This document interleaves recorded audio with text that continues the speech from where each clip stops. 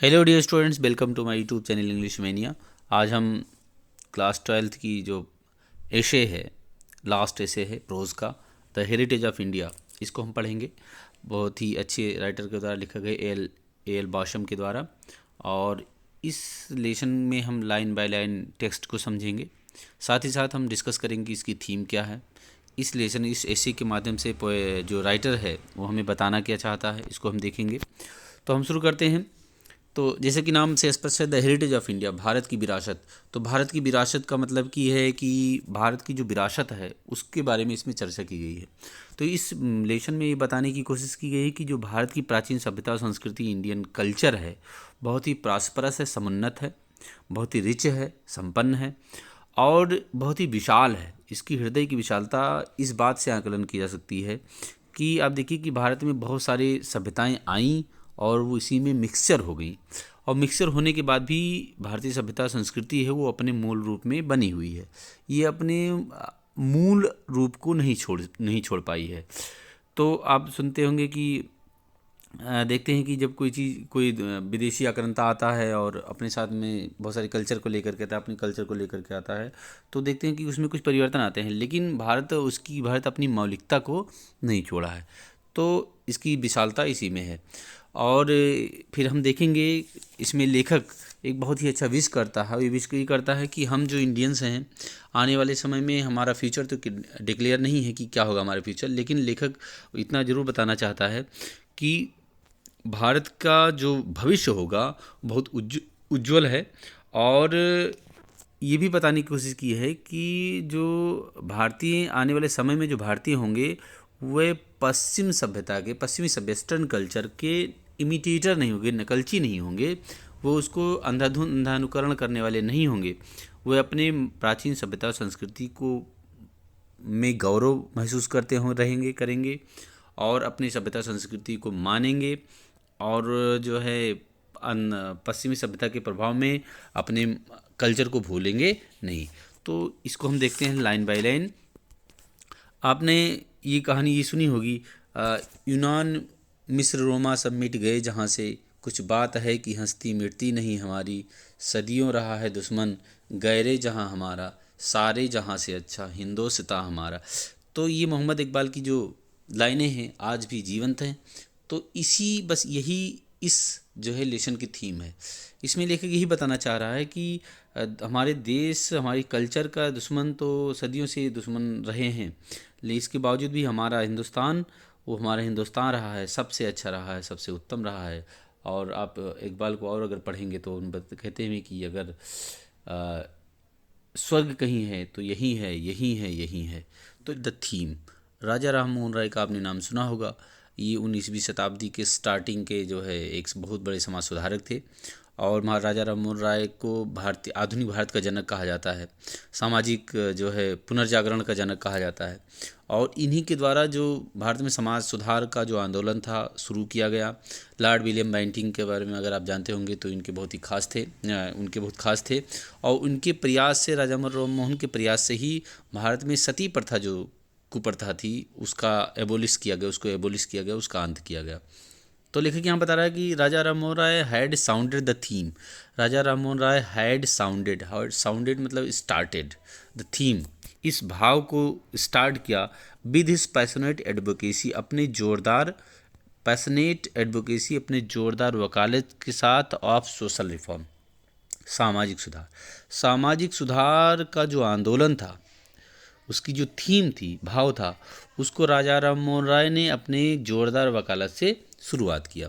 विवेकानंद ने इसको रिपीट किया मतलब इस सामाजिक सुधार आंदोलन को आगे बढ़ाया। With A more nationalistic timber, nationalistic means राष्ट्रवाद की, और टिम्बर मीन्स स्वर। विवेकानंद ने इस समाज सुधार के आंदोलन को, भाव को अधिक राष्ट्रवादी स्वर से आगे बढ़ाया। व्हेन, जब उन्होंने घोषित किया दैट कि the highest service of man, highest form of service of the great mother, great mother मतलब मातृभूमि की जो उच्चतम सेवा का जो स्वरूप है वो आज सोशल सर्विस, समाज सेवा। यानी विवेकानंद ने समाज सेवा को मातृभूमि की सेवा का सबसे बड़ा जो आदर्श माना कि अगर हम अपनी मातृभूमि की सेवा करना चाहते हैं तो उसके लिए हमें समाज सेवा करना चाहिए। अब विवेकानंद का नाम आपने सुना होगा, यूथ फेस्टिवल उन्हीं के नाम पर मनाया जाता है। विवेकानंद जो है बहुत ही कम उम्र में प्राचीन भारतीय सभ्यता संस्कृति के बहुत ही वेदांत दर्शन के बहुत ही प्रचारक माने जाते हैं, हिंदू दर्शन के। और उन्होंने जो है देवीय पूजा पाठ में न विश्वास करके समाज सेवा को अधिक महत्व दिया। तो वही कह रहा है कि उन्होंने बताया कि समाज सेवा मातृभूमि की सेवा का सबसे बड़ा एक वो अवसर होता है जिससे हम समाज सेवा के द्वारा मातृभूमि की सेवा कर सकते हैं। अदर ग्रेट इंडियंस, अन्य दूसरे भारतीय, चीफ ऑफ होम जिसमें से मुख्य थे वाज महात्मा गांधी। कौन थे? महात्मा गांधी थे। और अब इनके बाद में जो तीसरा नंबर आता है वो महात्मा गांधी का है। Developed the theme of social service, जिन्होंने सोशल सर्विस की थीम को विकसित किया एज ए रिलीजियस ड्यूटी। और अब महात्मा गांधी ने क्या किया? महात्मा गांधी ने इस समाज सेवा को एक धार्मिक कर्तव्य के रूप में विकसित किया, एक धार्मिक कर्तव्य के रूप में इसको बताया। यानी मतलब अगर हम समाज सेवा करते हैं तो ये हमारा एक धार्मिक कर्तव्य है, एक नैतिक कर्तव्य है जो जिसे हमें इस कार्य को करते रहना चाहिए। एंड और द डेवलपमेंट कंटिन्यूज़, और जो समाज सुधार का जो विकास था वो जारी रहा अंडर गांधी सक्सेसर्स, गांधी जी के अन्य उत्तराधिकारियों के द्वारा। तो आप देखते हैं कि राजा राममोहन राय जो 19वीं शताब्दी का मतलब 1800 से लेकर के और 1899 तक के इसके बीच का पीरियड है वो 19वीं शताब्दी कहलाता। तो उन्होंने जो है राजा राममोहन राय ने शुरू किया। विवेकानंद ने जो है समाज सेवा को जो है मातृभूमि की सेवा माना। और फिर गांधी जी ने क्या किया? समाज सेवा को एक धार्मिक कर्तव्य बताया और इसको फिर उनके अन्य उत्तराधिकारियों ने समाज सेवा को आगे जारी रखा। Mahatma Gandhi was looked on by many, Mahatma Gandhi को लोग लुक्ड ऑन बाय मेनी, बहुत सारे लोग देखते थे, मानते थे। By both Indian and European, both Indian and European और भारतीयों के द्वारा एज द एपिटॉम मतलब होता है प्रतिमूर्ति या सिंबल ऑफ हिंदू ट्रेडिशन। बहुत सारे लोग भारतीय और यूरोपीय में से बहुत सारे ऐसे लोग हैं जो गांधी जी को भारतीय हिंदू परंपरा का एक स्तंभ मानते हैं, एक सिंबल मानते हैं। बट लेकिन लेखक क्या कह रहा है? लेखक कह रहा है कि लेकिन दिस इज़ ये फॉल्स जजमेंट, ये एक गलत जजमेंट है, एक गलत न्याय है, यानी ये मानना एक गलत है। क्योंकि he was much more influenced by western ideas, क्योंकि वे जो है पश्चिमी सभ्यता से अधिक ज़्यादा ही इन्फ्लुएंस थे, प्रभावित थे। जब हम ये कहते हैं कि गांधी जी हिंदू ट्रेडिशन के एक प्रतीक हैं तो लेखक कह रहा है कि ये गलत निर्णय है। क्यों? क्योंकि गांधी जी पश्चिमी सभ्यता से ज़्यादा ही प्रभावित थे। गांधी विश्वास करते थे in the fundamentals of his ancient culture. Gandhi ji अपने एंशिएंट कल्चर, अपने प्राचीन संस्कृति के फंडामेंटल में, मौलिक तत्वों में अधिक विश्वास करते थे। लेकिन his passionate love of underdog, उनका जो पैशनेट लव था, उनका जो अगाध जो प्रेम था ऑफ द अंडरडॉग मतलब दलित या दबे कुचले लोग, सताए लोग, शोषित लोग। And his antipathy to caste, और जो एंटीपैथी मतलब हेट टू कास्ट, जो कास्ट सिस्टम को लेकर के जो उनका हेट था, do not unprecedented in ancient India, यदि प्राचीन भारत में ये प्रचलित नहीं था, वर अनऑर्थोडॉक्स इन एक्सट्रीम। तो लेखक कह रहा है कि जो गांधी जी का दलितों, शोषितों के ऊपर जो प्रेम था और जातीय व्यवस्था के प्रति जो उनका घृणा था, यदि प्राचीन भारत में नहीं था, ये वर अनऑर्थोडॉक्स इन एक्सट्रीम में अत्यधिक अनऑर्थोडॉक्स थे, मतलब कि वो प्रगतिवादी थे। ऑर्थोडॉक्स मीन्स होता है कट्टरवादी, मतलब परंपरावादी। Unorthodox means प्रगतिवादी। तो लेखक कह रहा है कि जो गांधी जी का जो दलितों या शोषितों के प्रति जो प्रेम था, जातीय व्यवस्था के प्रति जो उनकी नफरत थी, घृणा थी, वो जो है अपने आप में इस मामले में वे बहुत ही प्रगतिशील विचारधारा के थे, बहुत उच्च स्तर के। And owed more to European 19th century liberalism. और ये लेखक बता रहा है कि ओड वे इन सब चीज़ों के लिए कर्जदार थे, ऋणी थे, मोर अधिक, to European 19th century liberalism. 19वीं शताब्दी में जो लिबरलिज्म का मूवमेंट चला गया, उदारवाद का जो आंदोलन चला गया यूरोप में, उसके वे अधिक ऋणी थे दैन टू एनीथिंग इंडियन, नी प्राचीन भारत के किसी अन्य चीज़ की अपेक्षा 19वीं शताब्दी में चलाए गए 19वीं शताब्दी में यूरोप में चलाए गए उदारवादी आंदोलन के वे अधिक ज़्यादा ऋणी थे। His faith in non violence was, उनका जो विश्वास था नॉन वायलेंस में, अहिंसा में जो उनका विश्वास था, his faith in non violence, जो अहिंसा में उनका विश्वास था, वाज मीन्स था, एज वी हैव सीन, जैसे कि हमने देखा है, by no means typical of Hinduism, वो किसी भी तरह से हिंदुइज्म का प्रतीक नहीं था, यानी हिंदू संस्कृति का प्रतीक नहीं था। लेखक यहाँ बताना चाह रहा है कि जो अहिंसा के जो पुजारी थे, अहिंसा को जो मानते थे, वो किसी भी प्रकार के हिंदुइज्म के वो प्रतिनिधि नहीं थे इस मामले में। क्यों? यहाँ बताना चाह रहा है कि जो हिंदुइज्म में है, हिंदुइज्म में जो वैदिक की अगर हम बात करें तो वैदिक में अहिंसा का जो है कहीं भी आपको जो है मिलता उदाहरण कम मिलेगा, क्योंकि वहाँ पर वैदिक काल में पशु बलि की प्रथा थी और बलि प्रथा थी, जो है अन्य चीज़ें थी। तो जब बलि प्रथा थी तो वो हिंसकवादी आंदोलन था। तो यहाँ लेखक बता रहा है कि जो अहिंसा का जो मूवमेंट था, अहिंसा की जो उनकी सोच थी, वो इस मामले में कहीं ना कहीं वो यूरोप में चलाए गए 19वीं शताब्दी में चलाए गए जो उदारवादी आंदोलन थे यूरोप में, उसके वे ऋणी थे।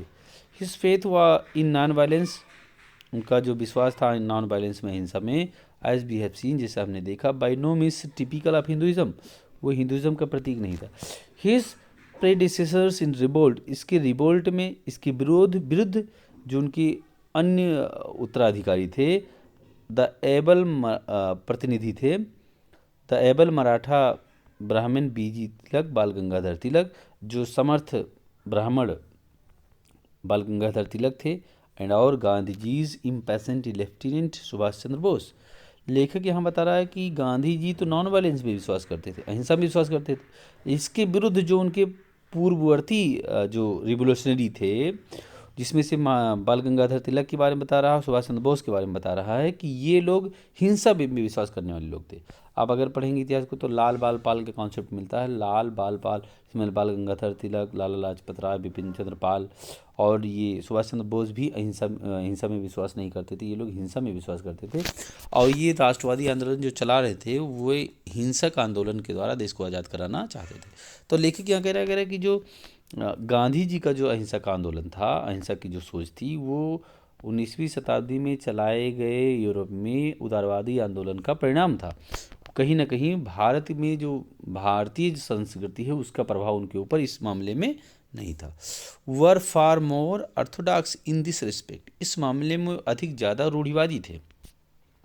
फार क्योंकि गांधी जीज पैसिफिज्म, गांधी जी का जो शांतिवाद था, we must look to the sermon on the mount, हम जो गांधी जी का जो शांतिवाद था, शांति में जो उनका विश्वास था, वी मस्ट लुक, हमें देखना चाहिए, to the sermon of the mount, जो सरमन ऑफ द माउंट है।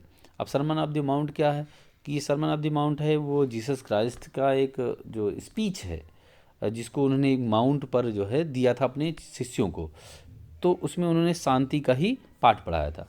इसकी सरमन ऑफ द माउंट का आपको थोड़ा कहानी बता दें कि जब ये कहते हैं कि जीसस क्राइस्ट को क्रूसिफाइड कर दिया गया, सूली पर चढ़ा दिया गया, तो उसके 14वें दिन या ऐसे कुछ दिन है, उसके बाद में जीसस क्राइस्ट फिर एक बार उनका जन्म हुआ, वे फिर उन्होंने उतार लिया और माउंट पर अपने शिष्यों को उन्होंने शांति का उपदेश दिया, तो वह सरमन ऑफ द माउंट। तो वहाँ लेखक बता रहा है कि जो गांधी जी का शांतिवाद था वो सरमन ऑफ द माउंट से प्रेरित था। बाइबल में जो सरमन ऑफ द माउंट है, जिसमें जीसस क्राइस्ट ने अहिंसा और शांति का पाठ पढ़ाया है, तो ये शांति का जो पाठ था उनका, वो गांधी जी का वो सरमन ऑफ द माउंट से प्रेरित था।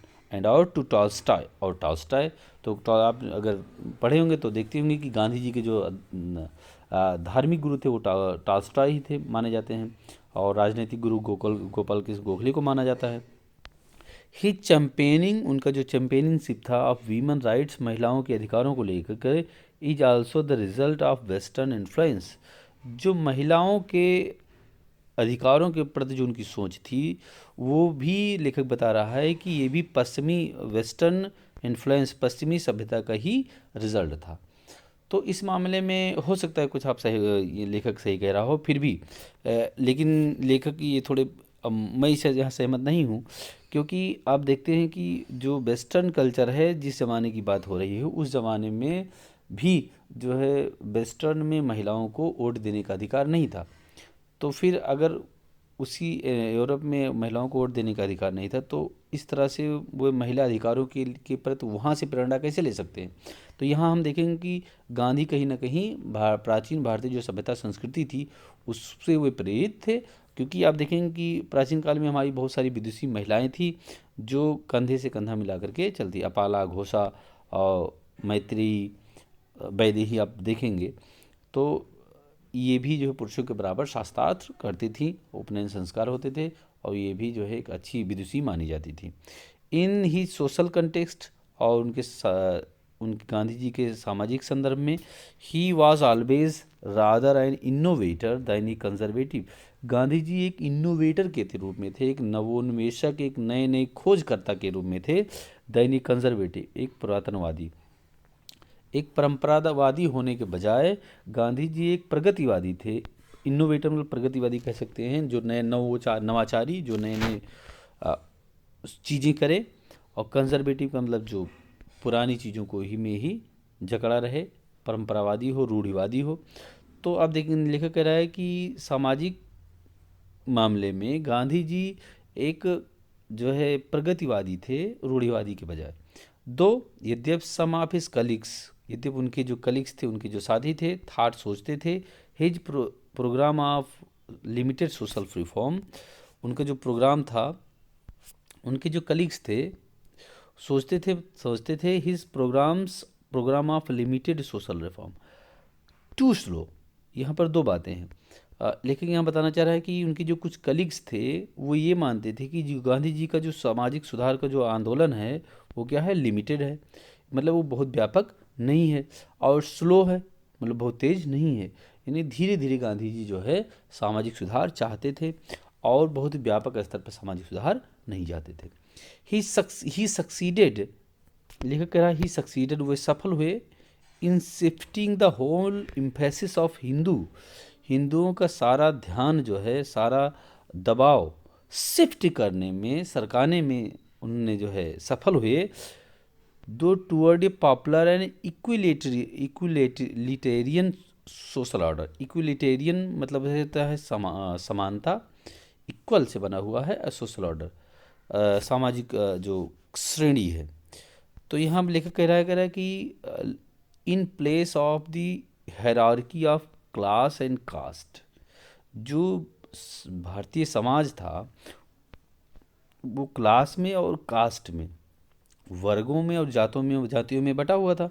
तो लेखक यहाँ कह रहा है कि हाँ, इस मामले में गांधी जी जो क्लास और कास्ट से हिंदुओं का ध्यान हटा करके इक्विलिटेरियन मतलब समानतावादी सामाजिक क्रम में, श्रेणी में उन्होंने उनका ध्यान उधर पहुंचाया।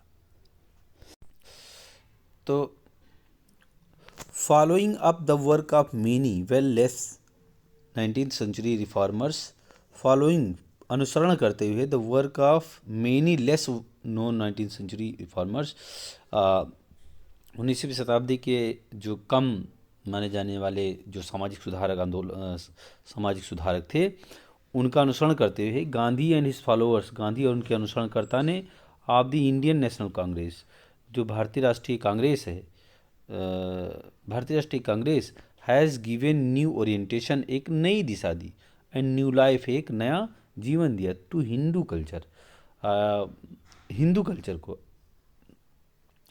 After centuries of stagnation, century, शताब्दियों, स्टैग्नेशन मतलब ठहराव, रुकावट, शताब्दियों रुकावट के बाद गांधी जी ने और 19वीं शताब्दी के भारतीय राष्ट्रीय कांग्रेस के अन्य फॉलोअर्स ने भारतीय सभ्यता और संस्कृति को एक नई दिशा और एक नया जीवन दिया।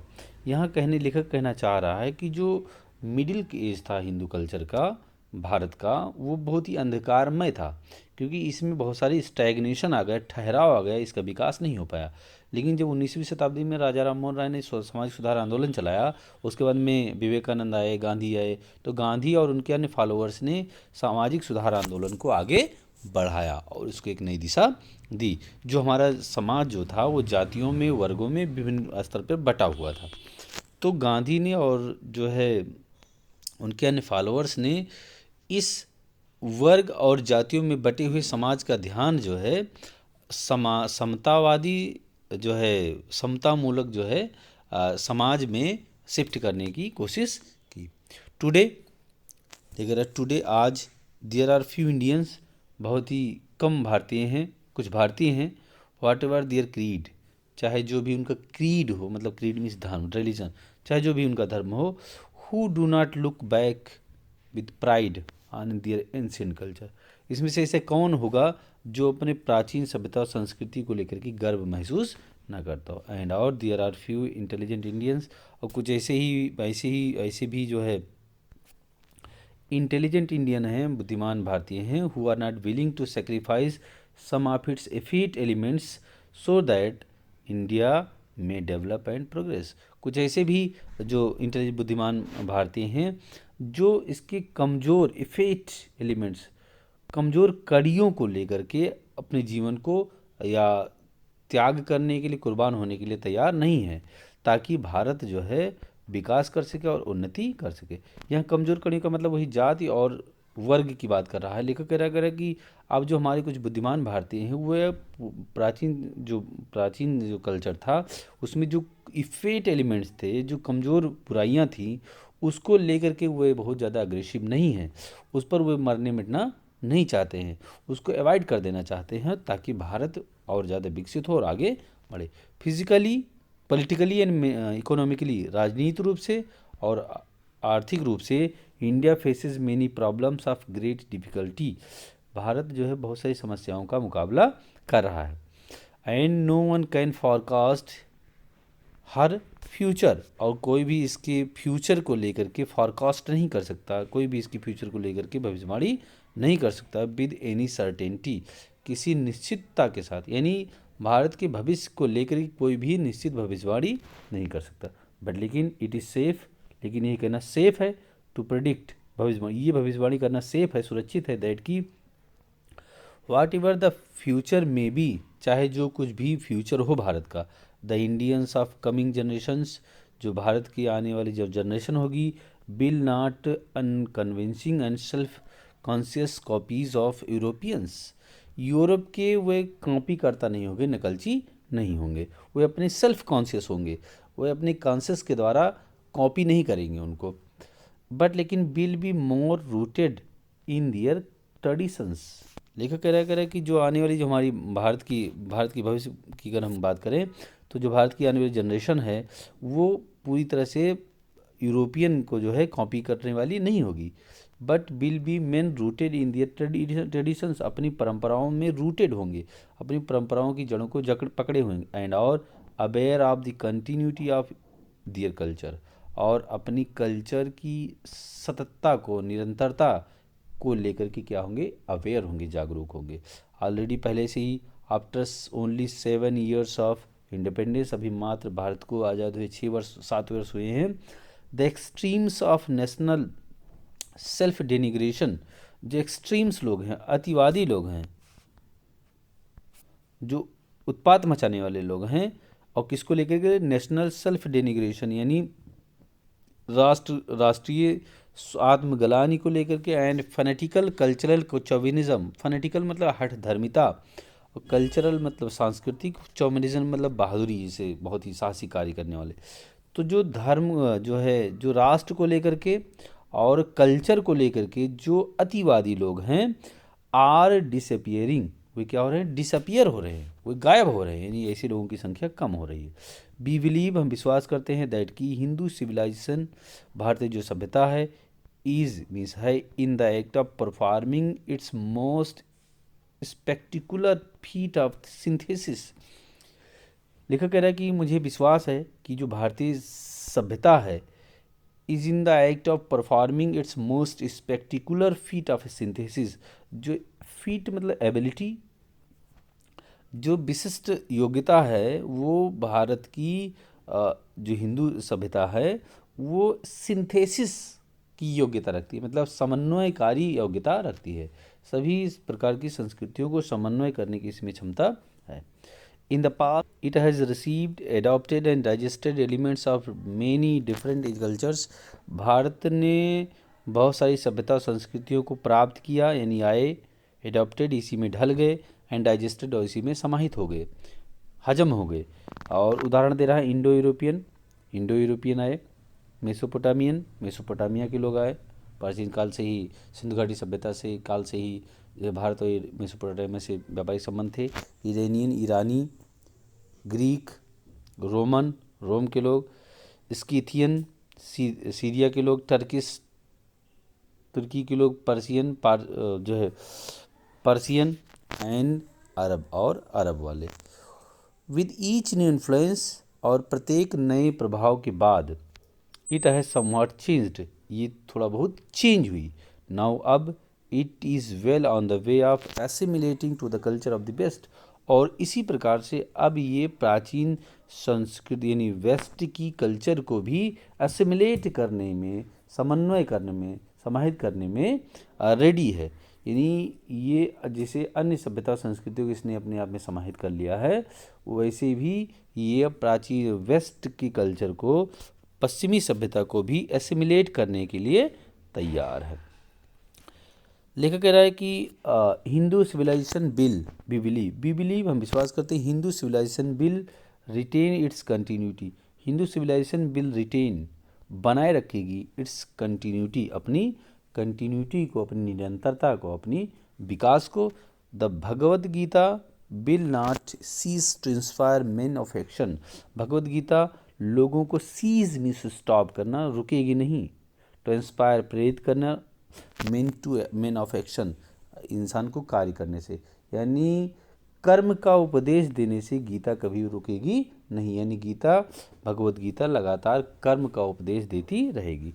आप जानते होंगे भगवद गीता का जो सार है वो क्या है, वही है ना, कर्मण्यधिकारिस्तु मा फलेषु कदाचन, एंड और द उपनिषद, जो उपनिषद हैं, मेन ऑफ थॉट, जो दार्शनिक भाव है हमारे, consciousness of the Indian way of life will continue, जो भारतीय जीवन शैली है, भारतीय जीवन शैली का जो चार्म और अग्रेसिवनेस है वो कंटिन्यू रहेगा। Never much affected it may be by the labour saving devices of the best की पश्चिमी सभ्यता में जो लेबर सेविंग डिवाइसेस हैं, यानी जो श्रम को बचाने वाली जो यंत्रीकरण है, यंत्रों का मशीनीकरण है, उसके द्वारा यद्यपि कुछ प्रभावित हुआ है।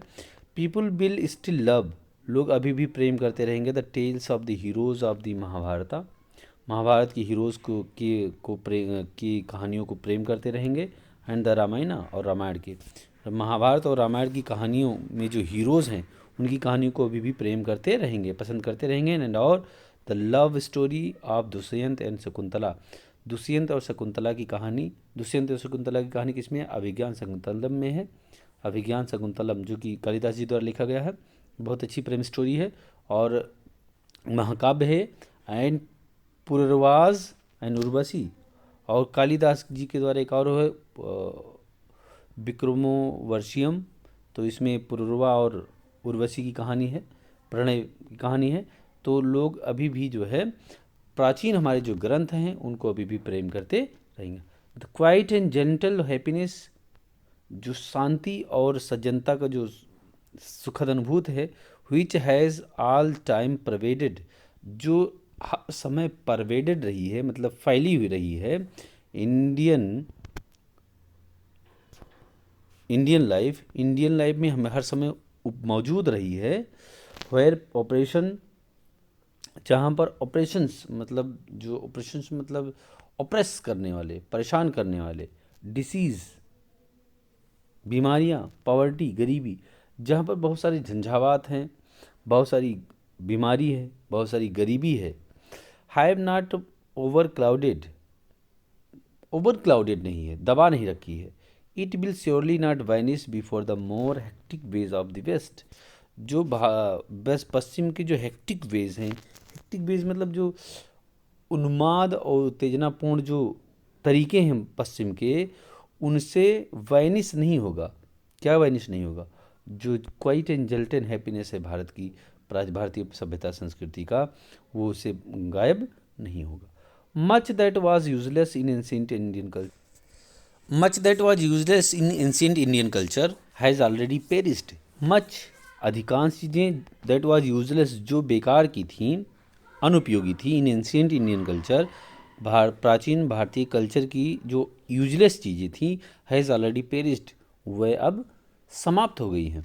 The extravagant and barbarous हैकेटॉम्ब of वैदिक एज, जो खर्चीला, जो भड़काऊ और बारबरस जंगली जो हेकाटॉम्ब था,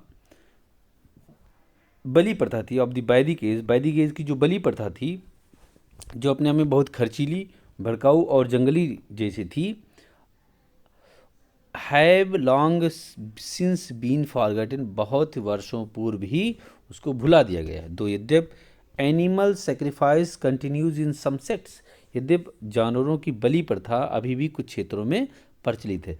लेखक जो वैदिक को ही रेफरेंस दे करके ये कहता है शुरुआत में कि गांधी जी का जो अहिंसा का आंदोलन था, अहिंसा के प्रति जो उनकी सोच थी, वो भारतीय कल्चर से प्रेरित नहीं थी, सिर्फ वैदिक एज को लेकर के ध्यान में रख करके वो कहता है। वो कहता है कि अहिंसा का जो उनका सोच थी, वो पश्चिमी सभ्यता का प्रभाव है। और यहाँ जो लेखक कह रहा है कि एनिमल सेक्रीफाइस कंटिन्यू सम सेक्ट, जो जानवरों की बलि प्रथा है, वो अभी कुछ क्षेत्रों में प्रचलित है। तो आप देखेंगे कि अभी भी जो है कुछ विशेष मंदिरों में काली पूजा में जो है पशुओं की बलि दी जाती है, विशेष करके पश्चिम बंगाल में। तो और लेखक कह रहा है कि विडोज हैव लॉन्ग सीज्ड, बहुत पहले सीज कर दी गई, रोक दी गई हैं, to be burnt on their husbands pyre, अपने पतियों के पायर यानी अर्थी पर, चिताओं पर जलने से रोक दी गई, यानी सती प्रथा समाप्त कर दी गई है। आप जानते होंगे प्राचीन भारतीय संस्कृति में एक सती प्रथा एक बुराई थी जो प्रचलित थी, तो जिसको जो है राजा राम मोहन राय के कुशल नेतृत्व से जो है इस सती प्रथा को कानूनन जो है रोक लगाया गया, और बहुत समय बाद जो है इस पर पूरी तरह से रोक लग गया। Girls have not by law be married in childhood, लड़कियों को नियम के अनुसार ला से बचपन में शादी नहीं की जाती है अब। In buses and trains all over India, buses और ट्रेन्स में पूरे भारत में। Brahmans rub shoulders with the lowest castes, जो निचली जातियों के लोग हैं उनसे ब्राह्मण लोग हैं जो हैं वो कंधे से कंधा रब करते हैं, मतलब कंधे से कंधा रगड़ रगड़ करके चलती है। नहीं, बसेस और ट्रेन्स में आप देखेंगे कि एक ब्राह्मण जो उच्च जात का तथाकथित रूप से माना जाता है, वो निचली जाति के साथ कंधे से कंधा मिला करके चलता है, without consciousness of grave pollution, बिना गंभीर पॉल्यूशन के, मतलब अपवित्र होने के भय से, बिना अपवित्र होने की संवेदना के बिना ही वो कंधे से कंधा मिला करके निचली जातियों के साथ चलता है। तो पहले क्या था, हमारे देश में अछूत प्रथा थी, लोग जो है एक दूसरे से मिलते नहीं थे, छूने नहीं देते थे कि कहीं ना हो हम अपवित्र हो जाए। एंड और the temples are open to all by law, और नियम के अनुसार मंदिरों को सभी के लिए खोल दिया गया। कास्ट इज़ वैनिशिंग, जाति प्रथा जो है गायब हो रही है, पता नहीं गायब हो रही कि नहीं, आप देखिए सोचिए। The process begin long ago, ये प्रक्रिया बहुत लंबे पहले से ही शुरू हो गई है, बट इट्स पेस इज़, लेकिन इसकी जो गति है नाउ सो रैपिड, इतनी ज़्यादा तेज़ है, दैट कि the more objectionable features of caste, जो ऑब्जेक्शनेबल फीचर्स थे, जो ऑब्जेक्शन आपत्ति वाले जो गुण थे इस जातियों के, हैव डिसअपियर्ड, ये गायब हो गए। यानी जो सामाजिक परिवर्तन की जो रफ्तार है बहुत तेज़ है। आप देखेंगे कि जो आपत्तिजनक चीज़ें थी जातियों को लेकर के, वो अब क्या हो रही हैं, डिसअपियर हो रही हैं। विद इन ये जनरेशन आर सो, वे और ये इतनी तेज़ इनकी रफ्तार है कि 1 या 2 जनरेशन के बाद ये चीज़ें समाप्त हो जाएंगी। The old family system is adopting itself to present day condition. जो पुरानी फैमिली सिस्टम था वो एडॉप्ट कर रहा है, ढल रहा है, इट्सेल्फ अपने आप को ढाल रहा है, टू प्रेजेंट डे कंडीशन, वर्तमान की कंडीशन में, यानी आज की वर्तमान की ज़रूरतों के हिसाब से, परिस्थितियों के हिसाब से पुराना जो फैमिली सिस्टम था, जिसमें आप देखेंगे कि जॉइंट फैमिली सिस्टम होती थी भारत में, तो वो अब नए रूप में अपने आप को ढाल रहा है। इनफैक्ट वास्तव में the whole face of India is altering. जो भारत का पूरा फेस है, जो चेहरा है, जो दृश्य है, पूरा भारत का जो पूरा सिनेरियो है, वो इस अल्टरिंग मतलब बदल रहा है। भारत की पूरी परिस्थिति क्या है, बदल रही है। But the cultural tradition continues, लेकिन जो सांस्कृतिक परंपरा है वो क्या है, कंटिन्यूज, जारी है। लेकिन क्या करेगा कि जो भारत का पूरा फेस है, परिदृश्य है, वो बदल रहा है, लेकिन जो सांस्कृतिक परिदृश्य है इसका वो अभी भी प्राचीन काल से अभी तक जारी है। एंड और it will never be lost, और ये कभी भी ख़त्म नहीं होगा, ये कभी इसका जारी रहना बंद नहीं होगा, ये अपना कभी गति नहीं खोएगा, ये अपनी मौलिक स्थिति को, ओरिजिनल बेसिक को बनाए रखेगा। तो अब देखेंगे कि इस लेसन में लेखक ने प्राचीन भारतीय सभ्यता संस्कृति को की महानता का वर्णन किया है और बताया है कि आने वाले समय में जो अन्य बुराइयां थी वो धीरे धीरे समाप्त हो जाएंगी, लेकिन जो कल्चर, इंडियन कल्चर का जो मौलिक तत्व था, जो इसकी सात्विकता थी, वो अभी भी जारी रहेगी। तो आप बने रहिए हमारे यूट्यूब चैनल पर, ऐसे पढ़ते रहिए।